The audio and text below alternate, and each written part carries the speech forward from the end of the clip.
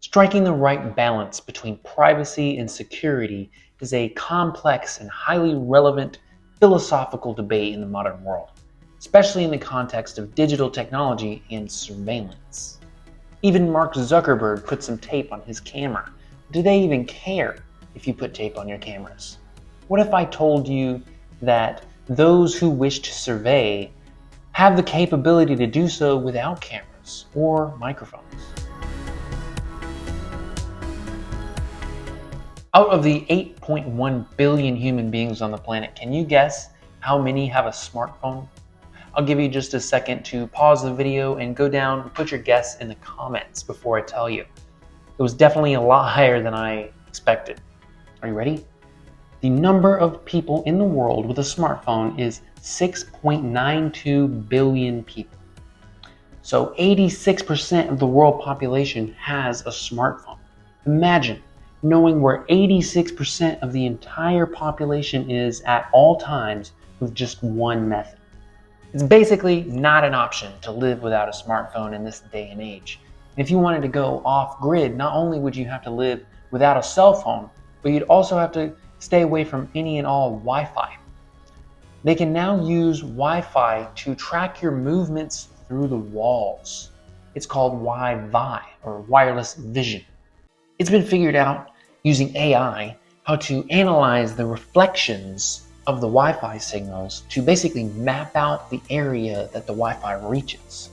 But that's not even the worst method available to Big Brother. Even if you went out into the woods, lived off the land, and abandoned all electronics that have a capacity to connect to the internet, if they wanted to, they could still find you. Even if you were out there in the woods underground, in a bunker, where you had everything that you need to live for decades, they could still find you if they wanted to. And if you're thinking satellites, that's somewhat true, but it can be pretty difficult to see underground with a satellite or through a thick canopy of trees. I'm talking about third eye spies, where it sounds like fiction, but oftentimes the truth can be far stranger than fiction. You don't believe me? You should definitely go look up the documents released by the CIA on remote viewing through the Freedom of Information Act. Could those documents be BS? Sure, yeah, they were released by the government, which isn't exactly well known for its trustworthiness. But I think in all likelihood, it's probably the case that it's just old news and they don't really care whether or not we know anymore. Of course you should be concerned. Our freedoms are being slowly chiseled away right in front of us. After the Patriot Act in the early 2000s, basically, no one has a right to a free trial anymore if the government deems you a national security threat. You know what you're thinking, right? Like, well, that seems appropriate. Terrorists shouldn't have the same rights as citizens. Well, no. But back to the trustworthiness of this institution. The government isn't necessarily a very trustworthy entity. They could just make up some crap about people that they don't want to be free and then just lock them in a dungeon on a ship in international waters and call it a day.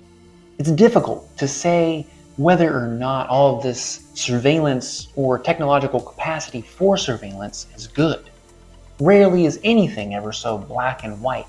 On the one hand, it could be used to circumnavigate your rights to privacy. On the other hand, it could legitimately be used to save us from real national security threats, either from foreign or domestic adversaries. Where do you think the line should be drawn? Under what circumstances should American citizens no longer have a right to privacy? Lots of people argue that we shouldn't have anything to be concerned about as long as we have nothing to hide. Whatever happened to innocent until proven guilty? The only argument that I can think of that really holds water is that our adversaries don't care about our principles, and that if they deem it necessary, they will fight dirty no matter what the cost. So it could be that our government sees no other option than to implement these methods. If you were able to go back 50 to 100 years and tell people that in the future, almost everybody on Earth would have their locations tracked on a constant basis, It would refuse to accept it. They would think that that's crazy. That's crazy. I believe that in the future, not even the thoughts in our minds will be safe from surveillance. Recently, it was discovered that AI can be used to construct images based on people's brain scans.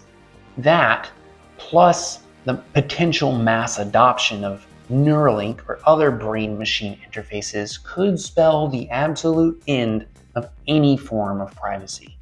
This idea really brings a whole new meaning to the term thought police. Right now, they can really only police the thoughts that you express. But imagine being detained or cut off from your finances because of a thought that you had. You could call me paranoid, and I would agree with you. And I don't necessarily think that it will come to that. And I don't think we'll let it come to that. But I definitely think that it could come to that. I just think it's really important to be wary of all the potential downsides to any new technologies. I know I'm not alone in my suspicion of brain-machine interfaces, and at the same time, I believe they have an enormous potential to help mankind overall. I believe that it's discussions like these that will ultimately help steer us collectively in the right direction. Share your thoughts in the comments, like and subscribe if you enjoyed this video, and as always, memento mori, or remember death. For those of you that make it to the ends of my videos, hopefully these reminders have helped you cultivate a greater sense of appreciation and gratitude for the time that we have left. Alrighty, see you next time.